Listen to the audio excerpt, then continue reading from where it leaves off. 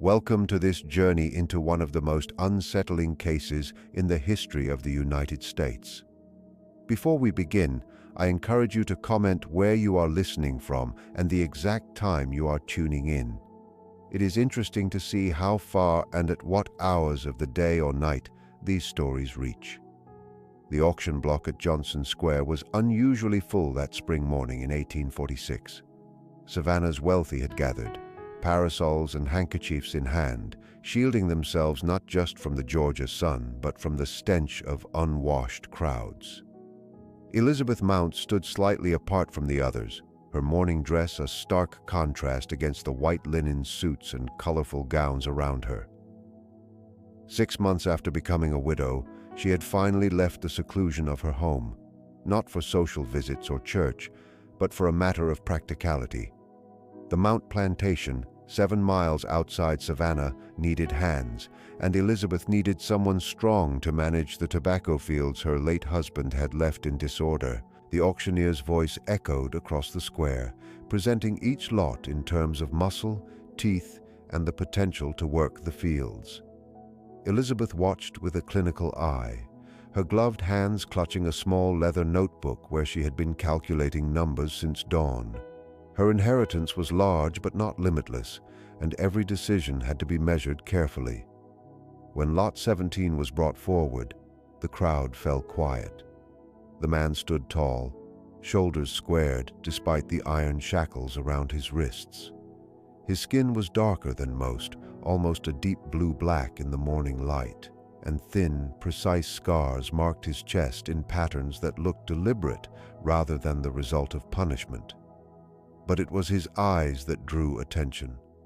They were a striking amber color, and unlike the downcast gaze of others before him, he looked directly ahead, expression calm yet unsettlingly aware. Next, the auctioneer introduced a prime field hand. "Answers to Isaiah, about 30 years old," he said, his tone slightly less animated than before. "Strong back, good teeth, no visible illness. Trained in tobacco cultivation." He paused, then added with unusual candor, "Previous owner deceased, sold as part of estate settlement." Elizabeth noticed how the gathered men shifted uneasily, how their wives whispered behind their fans. No one raised a paddle as bidding opened. The auctioneer lowered the starting price, still no response. Elizabeth studied Isaiah carefully. His posture suggested the strength her neglected fields desperately needed. His calm demeanor hinted at intelligence, a valuable trait if guided properly. $200, Elizabeth called, her voice steady and clear. The auctioneer looked relieved. $200 from Mrs. Mount. Do I hear $250? Silence followed. No one competed. The other buyers avoided eye contact with both Elizabeth and Isaiah. Going once, twice, sold to Mrs. Elizabeth Mount for $200. Only as she approached to finalize the purchase did she hear a quiet warning from Mrs. Harrington, the banker's wife. "You should know, Lizzie, that's the 3rd time he's been sold in 2 years. Each former master met with strange misfortune." Elizabeth smiled. "Thank you for your concern, Margaret, but I'm not superstitious. Besides, at that price, he is quite a bargain." What she could not know as she signed the papers was that this would be the most catastrophic decision of her life. The documents identifying Isaiah Boone as her property would later surface in the investigations of 1848, becoming public records that chronicled what locals would call the Mount Plantation incident. The carriage ride to the plantation was quiet. Elizabeth sat upright, never resting against the cushioned seat, while Isaiah rode on the rear platform, swaying slightly with the carriage's motion along the rutted dirt road. The plantation house came into view, a once grand Georgian home with tall columns and wide verandas. It now showed 6 months of neglect, the paint peeling and gardens overgrown. Even from a distance, the tobacco fields were in disarray. As they approached, Elizabeth spoke without turning. "My husband passed in November. The overseer left soon after, taking 3 of our best hands. The remaining slaves are mostly house servants or too old for field work. You have experience in tobacco. You will manage the fields and the 4 remaining field hands. Report directly to me, not to the house staff." Isaiah responded with a single nod, only noticed by Elizabeth from the corner of her eye. She continued, "You'll stay in the cabin at the northern field edge, separate from the others. The previous occupant was the former overseer. Work begins at dawn tomorrow." When the carriage stopped at the main house, Elizabeth stepped down without assistance. "Malachi will show you to your quarters and provide necessary items," she said, pointing to an older black man who had appeared from the side of the house. "I expect you at the main house at 7:00 to review the fields?" That evening, Elizabeth's diary recorded, "Acquired new field hand today. Isaiah, about 30, unusual in appearance but seems capable, purchased significantly below market value. This raises some concern regarding his character or health, though he appears sound. Margaret Harrington tried to warn me with stories of his former owners, but such superstition is of little interest. Tomorrow will show whether this investment is worthwhile." The diary did not capture a kitchen conversation from that evening, recalled years later by Malachi's daughter Sarah, who was 12 at the time. "That one's not right," Malachi whispered to the cook, Bessie, while preparing the evening meal. "Look at those marks on his chest. Those aren't whipping scars. They are ritual marks from the old country. My grandmother said men with those markings weren't entirely of this world." Bessie's hands trembled slightly as she kneaded dough. "Hush, Malachi. Miss Elizabeth is already in a state after the colonel passed. No need for more trouble." Sarah later remembered how her father lowered his voice further. "He's been sold 3 times since coming to Georgia. First master found in bed, eyes open, but seeing nothing. Second, walked into the Savannah River at midnight, fully dressed, no struggle. Third, shot himself in his study for no reason. After each death, Isaiah was sold quickly and quietly. The household watched from windows as Isaiah approached the main house at 7:00 sharp. His walk was smooth, calm, posture straight despite the long journey. Elizabeth met him in her late husband's study, now her own space, adorned with botanical illustrations instead of hunting trophies and plantation ledgers carefully reorganized. "The tobacco crop is failing," she stated without introduction. "The soil needs attention. The remaining hands lack direction." She handed him a hand-drawn map. "Here are the field divisions. I've marked the worst areas." Isaiah studied it silently before speaking, his voice deep and precise. "The rotation is wrong," he said, pointing to parts of the map. "Tobacco depletes soil nutrients. These sections should have been planted with legumes last season to restore the soil." His analysis revealed not just practical experience, but a scientific understanding of agriculture that surprised Elizabeth. Her diary that night noted, "Isaiah shows remarkable intelligence about crop rotation and soil management, speaks with clarity unusual for one of his station, recommends major changes to our planting strategy. Despite social convention, I am inclined to grant him authority to make these changes. Economic needs must sometimes outweigh tradition." Within 2 weeks, changes under Isaiah's direction were visible.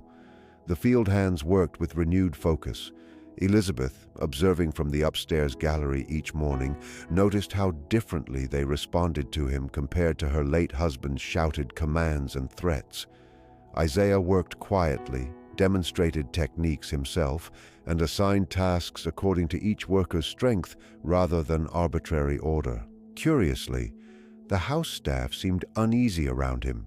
They avoided him when possible, and kept their eyes down when they interacted, not in respect, but out of visible fear. Only Malachi engaged with him directly, and their conversations, held in quiet tones on the back porch in the evenings, stopped whenever anyone approached. By early June, the first signs of the tobacco crop's recovery were apparent. Elizabeth noted in her diary, "His methods are effective. The fields show clear improvement. I find myself observing his movements from the study window, noting the efficiency of his work, the calm authority he carries. He commands. There is a strange grace about him that seems out of place for his position. Last night I dreamed again of the unusual markings on his chest. In the dream, they seemed to form words in a language I almost recognized. Around this time, Elizabeth began asking Isaiah to visit the main house more often, supposedly to provide updates on the plantation's operations. These meetings, at first held in the formal study with the door open as etiquette required, slowly moved to the conservatory in the east wing, a room filled with exotic plants her husband had once called a waste of space. Between the pages of her diary, later investigators would find dried plants, carefully labeled in Elizabeth's hand, with notes that they were provided by I.B., the only reference to Isaiah that did not use his full name, a small sign of closeness hidden in the formal language of her journal. The first hint that something had changed deeply came in late June.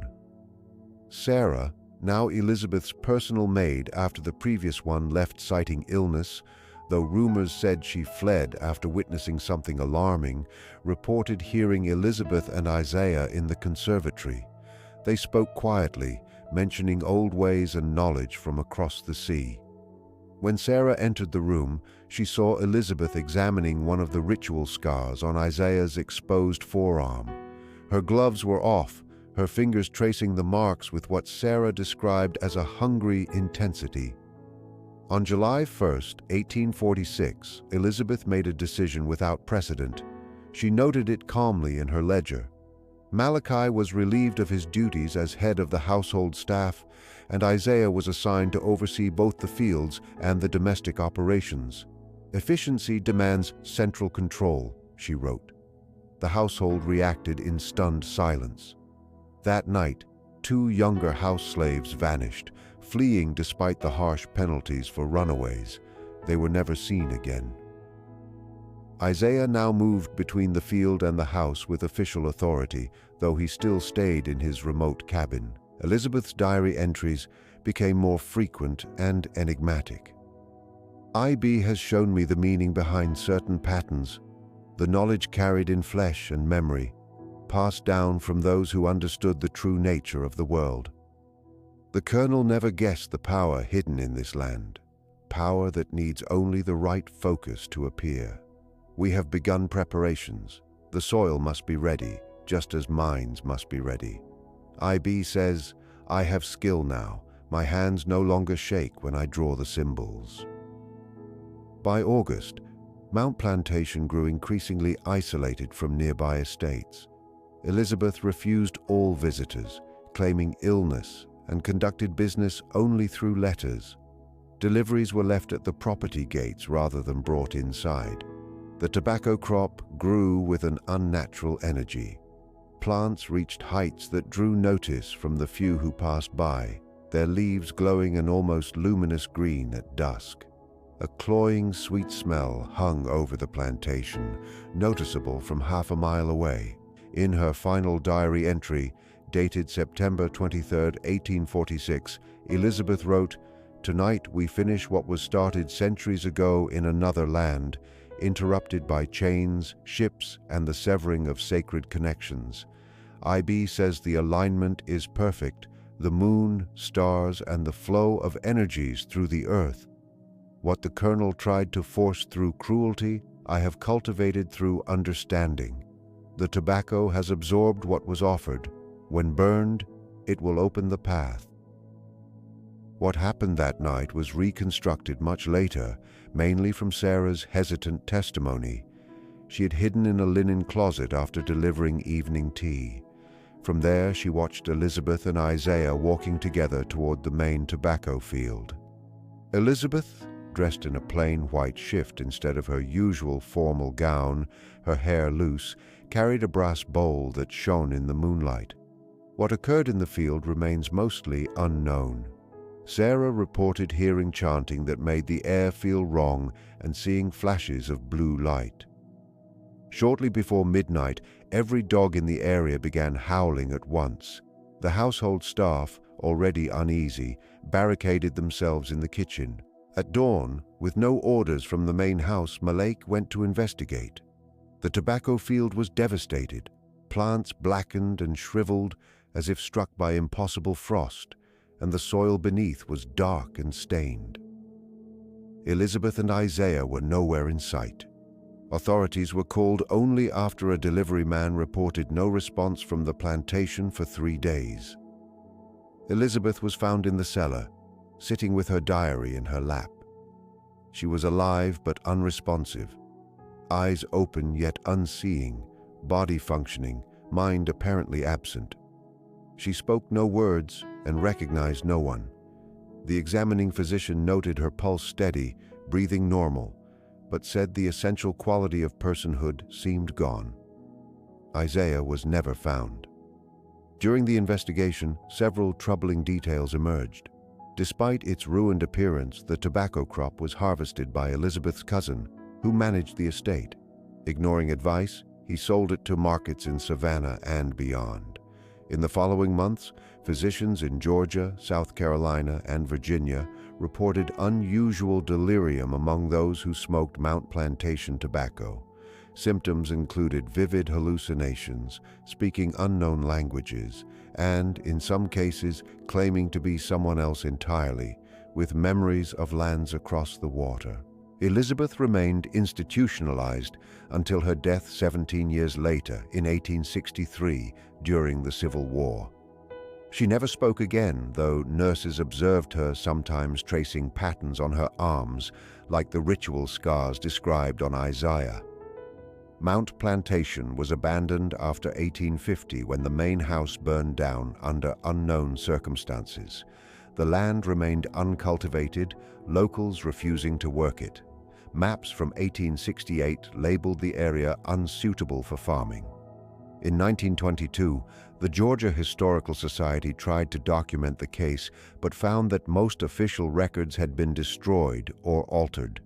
The diary pages used in this account survived only because the original investigator, Sheriff William Harrington, had copied sections before the originals disappeared. Even more unsettling was an event in 1967. During construction for a housing development on the former plantation, workers found a sealed ceramic jar of unusually dark, oily soil. Within days, 3 workers developed thin, precise scars on their forearms, identified by a supervisor familiar with West African Adinkra symbols. The project was never completed, and the land remains vacant. Occasionally, witnesses report seeing a tall figure in outdated clothing walking the perimeter at dusk, disappearing when approached. There are also rare accounts of a woman in white at the property's edge, eyes open but unseeing, mouth moving as if speaking to herself. The most recent recorded sighting was in 1968, when a graduate student researching slavery in coastal Georgia tried camping on the plantation grounds. He was found the next morning wandering along Route 17, disoriented and feverish, later sedated. He insisted repeatedly that she was still searching for him and that the tobacco remembered what it had been fed. Older residents of Chatham County still refuse to speak of Mount Plantation, warning only, some bargains cost more than the price paid, and some knowledge, once learned, cannot be forgotten. In the Georgia Historical Society archives, a single overlooked page from Elizabeth's diary remains. It reads, "He is not in me, I am in him. The vessel changes, but the essence stays." The case remains officially unsolved. Weeks before that September night, servants reported Elizabeth wandering the plantation at night, barefoot and in nightclothes, returning at dawn with soil-stained feet and fragments of strange plants in her hands. She stopped writing letters except one to her sister, declining a Christmas visit. Its postscript read, "I have found a purpose beyond our society's small concerns, What Thomas sought by force, I have discovered through older, wiser ways. Do not try to reach me again. By the time you read this, I will no longer be the sister you knew." Bessie, the plantation cook, Elizabeth had stopped eating meals prepared in the kitchen by mid-August. Instead, Isaiah brought her unusual roots and berries gathered from the nearby forests and swamplands. Bessie remembered seeing a clay pot constantly simmering in Elizabeth's private quarters, producing a steam that smelled like the breath of something that thrived on decay. When Bessie tried to dispose of the mixture during cleaning, she found her hands covered in a rash that left permanent marks on her skin. Perhaps the most disturbing changes were in the land itself. Reports from that time describe how the plantation's borders seemed to shift subtly, with landmarks showing up in unexpected places. The creek along the eastern edge of the property changed course within weeks, far faster than natural processes should allow. Hunters reported confusion when moving near the Mount property, with several experienced woodsmen becoming inexplicably lost in areas they had known since childhood. The tobacco crop grew with an unnatural vigor, accompanied by more alarming changes in the local wildlife. Birds were found dead near the fields, their bodies twisted and eyes clouded white. Some farm animals from nearby plantations went missing, only to reappear weeks later on Mount land, alive but acting strangely, refusing food, standing still for hours, or making sounds their owners said almost resembled human speech, though in no language anyone recognized. By early September, the remaining house slaves lived in constant fear. Sarah later said they wore small pouches of salt and iron nails around their necks, protective charms from African traditions that predated their enslavement.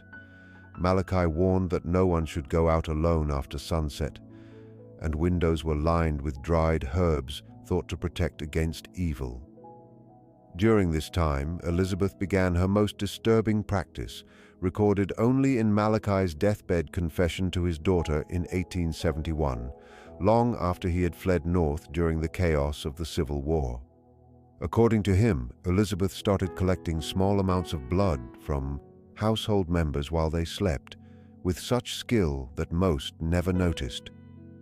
The blood was added to the soil around certain tobacco plants marked with symbols carved into their stems. "Those plants grew taller than a man," Malachi whispered to Sarah.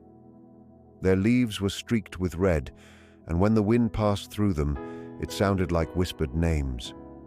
The investigation after Elizabeth was found in her catatonic state was brief and superficial.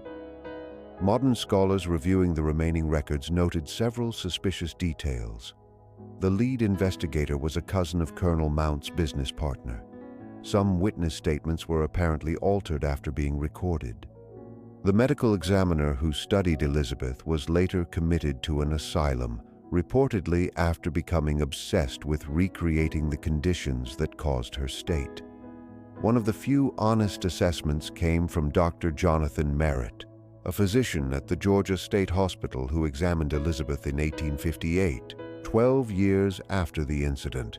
His report, marked confidential and discovered only when his papers were donated to the Medical College of Georgia in 1924, stated, "Mrs. Mount presents the most extraordinary case of consciousness displacement I have seen in 30 years of practice.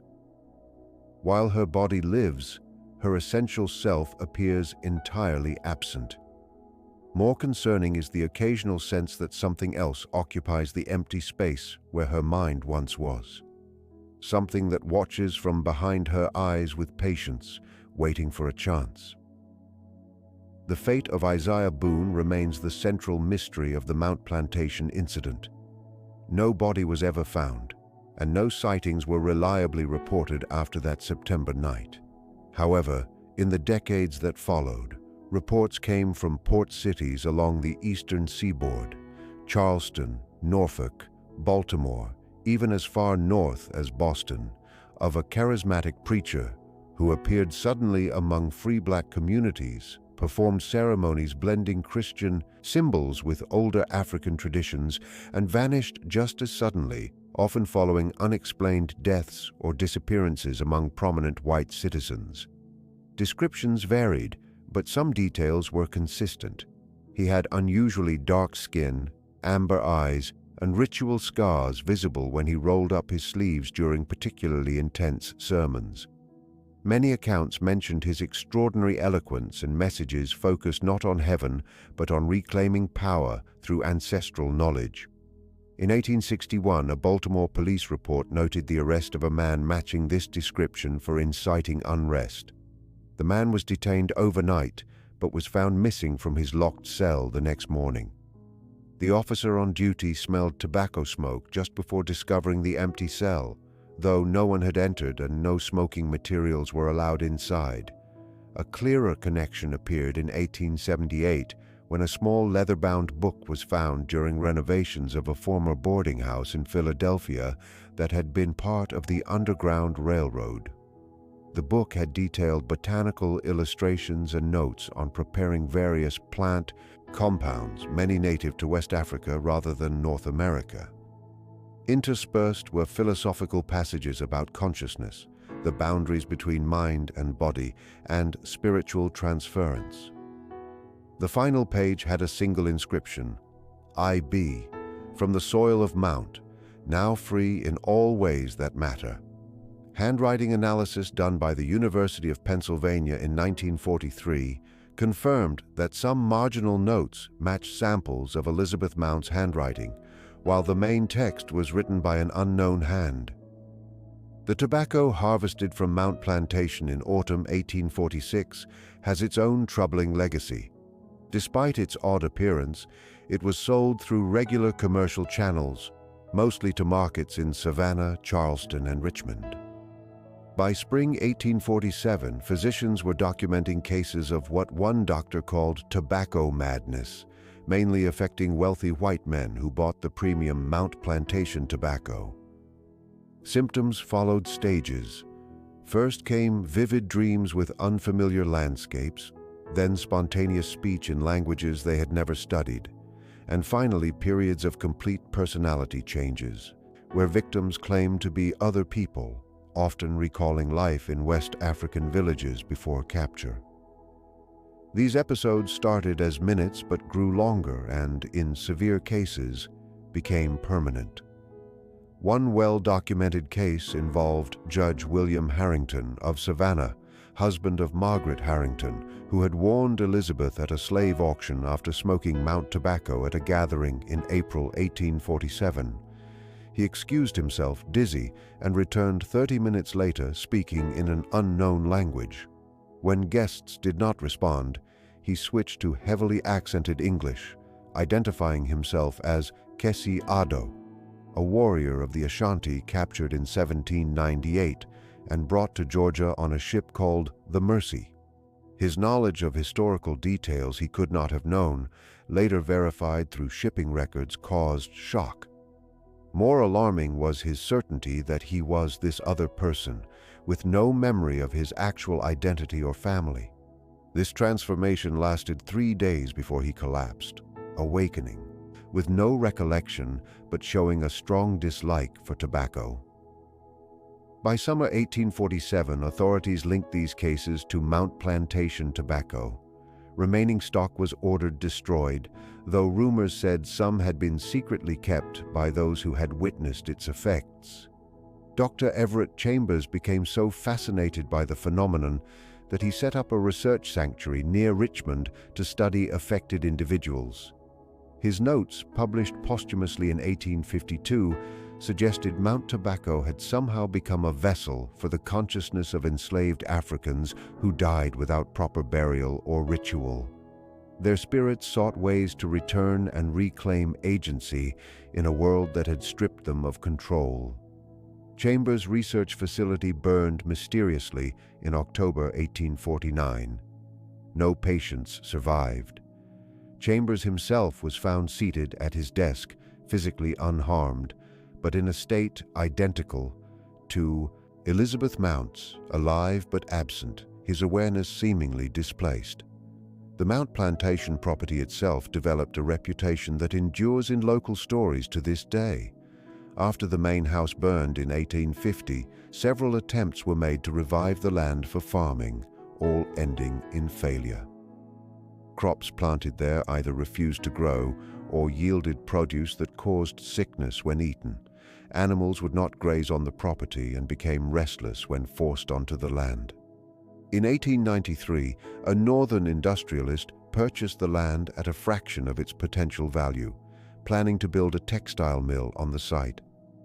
Digging for the foundation uncovered a circular stone structure predating the plantation, identified by archaeologists as a combination of African and Native American design, suggesting a cultural interaction not previously documented in the region. When several workers disappeared after entering the structure, the project was abandoned. The land remained largely untouched until 1926, when a portion was marked for a new county road. During early surveys, 3 engineering teams independently produced maps showing completely different topographies of the same area. The project engineer, in a letter recommending an alternative route, wrote, "There is something deeply unstable about the Mount property. The land itself seems to resist our attempts to measure it, as though its true character exists in a state of constant change." The most detailed scientific examination occurred in 1954, when a research team from Emory University performed soil and water studies throughout the property. Their findings, published in the Journal of Environmental Anomalies, documented several baffling phenomena. Soil chemistry fluctuated from day to day. Water samples contained organic compounds that spontaneously reorganized their molecular structure under observation. Most strikingly, audio recordings captured whispered voices when equipment ran overnight in certain areas, voices speaking in a mixture of English and various West African languages. The team's lead researcher, Dr. Marion Prescott, wrote in private correspondence later donated to Emory Special Collections, "What we are witnessing defies conventional explanation. The line between living and non-living systems seems blurred here. The land itself carries memories, perhaps encoded in ways we cannot yet understand." Most disturbing is the sense that these memories are not passive but active, that the past is not fully past and continues to assert its will. In 1968, the last documented investigation of the Mount case was carried out by graduate student Thomas Harrison, whose confused state after camping on the property has been mentioned. His complete field notes, recovered from his abandoned campsite, include entries in increasingly erratic handwriting. The final entry, dated October 17, 1968, reads, 3:27 a.m., awakened by what sounded like a woman's voice calling from the direction of the old foundation stones. Followed the sound, moonlight enough to navigate without flashlight. The voice stopped, replaced by the smell of tobacco, rich and sweet, unlike modern varieties. Reached a clearing where foundation stones barely visible through vegetation. A woman standing in the center, white dress, dark hair loose, approached slowly. She turned, face blank, eyes empty yet seeing, spoke a single sentence. "He has almost gathered enough vessels." Felt a presence behind me. Turned to find a tall black man, amber eyes, scars, on forearms forming shifting patterns. He smiled, said, "Some debts can only be repaid in kind. Some exchanges require equivalent value. Some justice transcends time." Reached toward me. Fingers elongated, became smoke, entered my mouth, nose, ears. Felt something inside moving aside to make room. Last clear thought, I am becoming a vessel. Harrison was later found 20 miles from his campsite with no memory of traveling that distance on foot overnight. After a hospital evaluation, he abandoned the research, left the graduate program, and according to university records, relocated to West Africa. Correspondence from the American Embassy in Ghana confirmed his arrival in Ara in January 1969, but his movements after customs were never tracked. The latest development in the Mount Plantation story came in 2003, when a tobacco company executive purchased several acres of the former plantation land to establish an organic heritage tobacco farm using heirloom varieties. Within months, he resigned his position, liquidated his assets, and founded an organization dedicated to tracing the genealogies of enslaved Africans and identifying living descendants. When interviewed about this life change, he gave a cryptic explanation. "I came to understand that some debts can never be fully repaid, but acknowledgement is the start of justice. The land remembers, the blood remembers, and those who were silenced have found new ways to speak." The foundation has since helped over 3,000 African American families trace ancestry to individuals enslaved in the American South. Each confirmed connection is commemorated with a tree planted on the former plantation border, each bearing a small ceramic plaque with a name and the words "Remembered, Reclaimed, Returned." Locals report that on certain nights, particularly full moon nights, the trees appear to subtly shift, gradually forming a pattern only visible from above. Satellite images from 2019 reveal the trees now form a distinct shape identified by anthropologists as an Adinkra symbol from Ghana, meaning return and reclaim, a symbol representing the reclamation of stolen power. As for Elizabeth Mount, she remained institutionalized until her death in 1863. Hospital records indicate that in her final year, she produced hundreds of drawings with whatever materials were available. Preserved in Georgia State Hospital archives, these consistently depict the same figure: a tall man with ritual scars standing in a tobacco field, partially dissolved into smoke flowing into the mouths and noses of surrounding smaller figures. Her death certificate lists the cause as general system failure, though the attending physician noted an unusual detail. At the moment of death, her vacant eyes focused, and she spoke her only recorded words since 1846. The exchange is complete, the debt paid, the justice begun. Isaiah Boone's ultimate fate is undocumented in official records, yet stories across the South persisted in the decades after the Mount Plantation events. Witnesses described an unusual presence, sometimes seen as a tall figure with amber eyes, sometimes felt as an unexplainable compulsion, sometimes arriving with the distinctive scent of tobacco, often preceding sudden changes in fortune, those in power losing influence, and the oppressed finding new avenues toward freedom. During the Civil War, Union soldiers reported meeting an unknown black man providing intelligence on Confederate positions, appearing and vanishing inexplicably. Escaping slaves spoke of a guide who could move undetected through patrols. After emancipation, several former slaveholders in Georgia and South Carolina reported dream visits from a scarred man showing them the memories of their own cruelty, vivid enough that some sought out former slaves to offer restitution. The last potential connection to Isaiah Boone appeared in 2017, when renovations to a historic building in Savannah uncovered a sealed compartment containing a leather-bound journal from 1872. The journal belonged to Rebecca Carter, a former enslaved woman who later established a healing practice. She documented visits from a man she called the Vessel Keeper, who taught her to use plants to heal the body by addressing the spirit first. Her description matches earlier accounts of Isaiah: unusually dark skin, amber eyes, ritual scarifications. He appeared physically unchanged over decades, and wherever he stayed overnight, tobacco plants thrived, even in poor soil.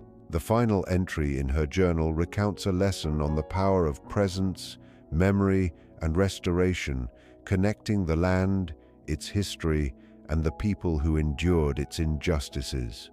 The Mount Plantation story, through centuries, seems to blur the lines between past and present, memory and reality, proving that some legacies never truly fade. In her journal, dated December 3, 1872, she wrote, "He says his work in this land continues, but is nearing its end. The vessels are nearly full with what was taken: dignity, identity, memory, power.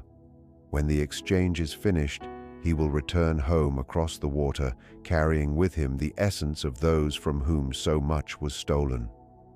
A justice beyond the reach of their laws, yet completely in line with the deeper laws that govern all life." He asked me to write down these words: "Let anyone who reads this understand. No debt goes unsettled. No act goes without consequence. No theft exists without eventual restoration. The tobacco remembers, the land remembers, the blood remembers. And I am the keeper of that memory until balance is restored." Rebecca Carter's building now serves as a museum devoted to the history of African American healing traditions in the South. Visitors often report strange phenomena. The scent of tobacco appears where there is none. Whispered voices are heard in empty rooms. Most commonly, people experience unusually vivid dreams of lives they never lived in places they have never seen. The Mount Plantation land remains empty, labeled on modern maps simply as protected wetlands. Development plans are frequently proposed and just as frequently abandoned after initial surveys show contradictory or impossible findings. The trees planted by the foundation continue to grow in a meaningful pattern, visible only from above. Even today, residents of Chatham County sometimes report seeing two figures walking the edge of the old plantation at dusk. A woman in white with hollow eyes and a tall man with amber eyes marked by ritual scars. Their shapes appear sometimes solid, sometimes dissolving into smoke that drifts toward the horizon, carrying with it the rich, sweet aroma of tobacco and the whispered names of those still waiting to be remembered. The history of this land is written not just in documents or maps, but in memory itself. Those who lived and labored here left traces that cannot be erased. It is said that the spirits of the oppressed linger, moving through the trees, along the waterways, and across the fields. The air sometimes vibrates with unspoken voices, calling the names of those who were lost, reminding the living of the debts that time alone cannot repay. Even the soil holds a memory, and every root and branch carries a story too profound to be told fully in words. People who visit the museum often describe a feeling that cannot be explained, a quiet insistence that someone or something is present, watching, remembering. Some see shadows flicker at the edge of their vision or catch the brief outline of figures gliding along the perimeters of the land. Others wake from sleep with impressions of places they have never known, or voices that whisper secrets of the past, secrets of survival, resilience, and pain. These are not simple hauntings, but the echoes of life interrupted, stories unfinished, and the work of remembrance that continues silently. The vessels he spoke of, the ones filled with dignity, identity, memory, and power, are more than physical objects. They are symbolic of the lives fractured and the justice delayed, yet not denied. The exchange he carries back across the water is not revenge, but restoration. Every act of theft, every wound inflicted, eventually meets the balance it disturbed. This principle flows through the land itself, through the patterns of the trees, through the lingering scent of tobacco, through the dreams and whispers of those who enter the space. Even now, the lines between past and present blur. Visitors report seeing the plantation as it once was, fields filled with activity, structures standing tall against the sky, workers moving with purpose, and figures who appear only briefly, vanishing when looked at directly. The woman in white and the man with amber eyes are witnesses and guardians, moving between worlds, ensuring that memory persists where history attempted to erase it. Those who encounter them often feel an unshakable presence, a solemn insistence that nothing is forgotten, that every story, every life has its place and its reckoning. The museum, the trees, the land itself, these are vessels of memory and truth. Each artifact displayed, each preserved structure, each carefully maintained plant carries the weight of the past and the promise of acknowledgement. The whispers that drift through the rooms, the scents that appear without source, the dreams that transport visitors to other times, all are part of a living continuum of remembrance. They remind the living that some debts cannot be repaid with money or words alone. They require recognition, witness, and honor. Those who walk the old boundaries of the plantation at dusk, whether by chance or design, glimpse a reality beyond ordinary perception. The woman in white moves gracefully, her eyes reflecting the depth of what has been lost and must be remembered. The man with ritual scars carries the weight of history in his posture, in the way he walks the lines of the land, in the amber of his gaze that seems to pierce through time. Together they enact a vigilance over memory, a quiet insistence that balance will be restored, that the stolen will be accounted for, and that the echoes of injustice will not fade into silence. The land remembers, and the people who respect it come to understand that memory is not passive. It is active, insisting, calling those who would listen to witness, to honor, to participate in a continuum that stretches beyond a single life or generation. The plants, the wind, the waters, the soil, they all carry the stories forward, ensuring that the past remains present, that no act is truly lost, and that every injustice, no matter how deeply buried, will eventually be reconciled. Even in moments when the land appears still, empty, or quiet, the truth persists. The scent of tobacco may drift from an invisible source. A whisper may curl around the corners of an empty room. Dreams may carry someone far beyond their waking life to witness the lives that were lived here before. And above all, the figures walking the edge of the old plantation remind all who see them that history is never truly gone. It waits, it watches, and it remembers, carrying the names, the lives, and the dignity of those who came before until balance is fully restored.